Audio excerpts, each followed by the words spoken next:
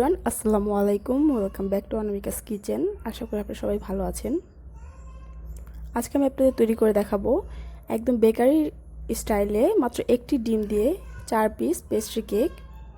এটা আমি তৈরি করতে কোনো প্রকার হ্যান্ড হুইস্ক অথবা ইলেকট্রিক বিটার ইউজ করিনি, আমি তৈরি করেছি ব্লেন্ডারে। তো চলুন আপনাদের দেখিয়ে দিচ্ছি কীভাবে এটা তৈরি করতে হয়।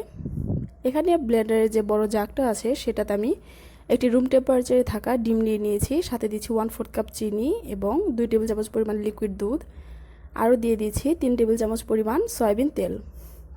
এখন সব কিছু খুব ভালো করে ব্লেন্ডারে 3 থেকে 4 মিনিট ব্লেন্ড করে নিব। প্রথমে 1 মিনিট আমি লো স্পিডে ব্লেন্ড করেছি, এরপর আমি হাই স্পিডে 2 মিনিটের মতো ব্লেন্ড করে নিয়েছি। এটা খুব বেশি ব্লেন্ড করার দরকার নেই। এটা হয়ে গেছে ব্লেন্ড করা। এই পর্যায়ে আমরা এটা একটা বড় বোলে ঢেলে নিব।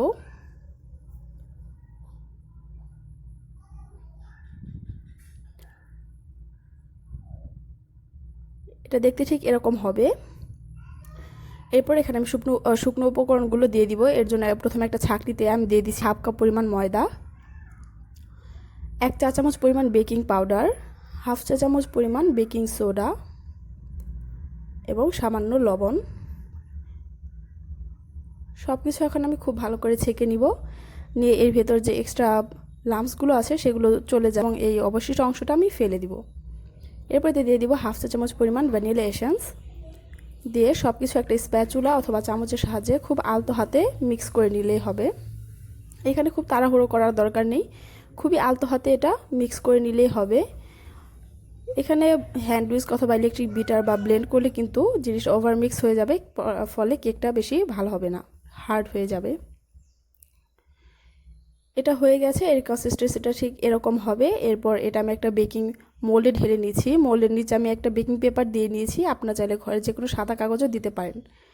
এরপর এটা একটু ট্যাপ করে চুলা আমি বেক করতে চলে যাব। চুলা একটা হাঁড়ি আমি 10 মিনিট প্রিহিট করে নিয়ে এর মধ্যে আমি কেকের মোল্ডটা দিয়ে দিব, দিয়ে ওয়েট করব 25 থেকে 30 মিনিটের মতো। 25 মিনিট পর আমার কেকটা আমি চেক করে নিব এটা হয়েছে কি না। দেখতেই পাচ্ছেন এটা কিন্তু অনেক সুন্দরভাবে ফুলে উঠেছে। একটা কাঠি দিয়ে চেক করে নিচ্ছি, এটা ক্লিন এসেছে, তার মানে কেকটা হয়ে গেছে। এখন এটা আমি একটু ঠান্ডা করে নিয়ে এটা আনমোল্ড করে নিব কেকটা। কেক বেক করার সময় কিন্তু বারবার ঢাকনা খোলা যাবে না, তাহলে কিন্তু কেকটা সুন্দর হয় না।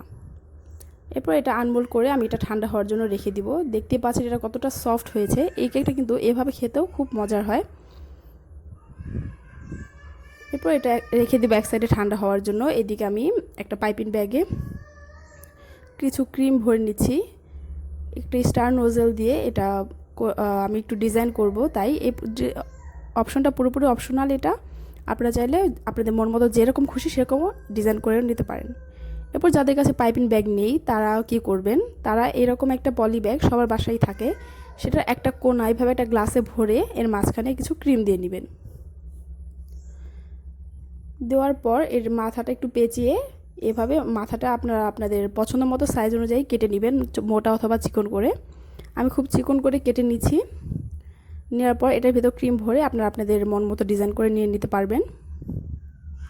এদিকে আমার কেকটা 20 মিনিট পর ঠান্ডা হয়ে গেছে। এখন এটা আমি 3 ভাগে ভাগ করে নিব। আপনারা চাইলে 2 ভাগে ভাগ করে এর ভেতর ক্রিম দিতে পারবেন। এরপর এখানে আমি একটা সুগার সিরাপ ইউজ করব। এখানে কিছুই না, শুধু 1/4 কাপ পরিমাণ পানি এবং 2 টেবিল চামচ পরিমাণ চিনি আমি একসাথে মিক্স করে নিয়েছি। এটা দিলে কেকটা অনেক সফট আর ময়েস্ট থাকে, ড্রাই হয়ে যায় না। এরপর এতে আমি ক্রিম লাগিয়ে নিচ্ছি। আমি এখানে হুইপ ক্রিম ব্যবহার করেছি। এই ক্রিমের রেসিপিটা আমার চ্যানেলে আরেকটা কেকের ক্রিমের সাথে দেওয়া আছে, আপনারা চাইলে দেখে নিতে পারেন, লিঙ্ক আমি ডিসক্রিপশন বক্সে দিয়ে দিব। এরপর আপনারা আপনাদের পছন্দ মতো কম বেশি ক্রিম দিয়ে পুরো কেকটা কোট করে নিব। প্রত্যেকটা লেয়ারে আমি সেম প্রসেস করেছি, প্রথমে সুগার সিরাপ, এরপর হুইপ ক্রিম। এরপর এর উপরটা যতটা সম্ভব স্মুথ করে এটা 10 মিনিট ফ্রিজে রেখেছিলাম আমি সেট হওয়ার জন্য। সেট হওয়ার পর এটা পেস্ট্রি শেপ করে কেটে নিচ্ছি। কেটে নেওয়ার পর এটার উপর মন মতো যার যেরকম পছন্দ ডিজাইন করে নিতে পারেন। আমি এভাবে ডিজাইন করছি, আপনারা যেভাবে খুশি সেভাবে ডিজাইন করে নিতে পারেন। চাইলে উপরে কিছু সুগার স্প্রিঙ্কল অথবা চকলেট স্প্রিঙ্কল ছিটিয়ে দিয়েও এটা খেয়ে নেওয়া যায়। এটা কিন্তু খেতে খুবই মজার হয়। আর এটা যে একটা ডিম দিয়ে তৈরি, কাউকে যদি আপনি না বলেন সে কিন্তু এটা বুঝতেই পারবে না।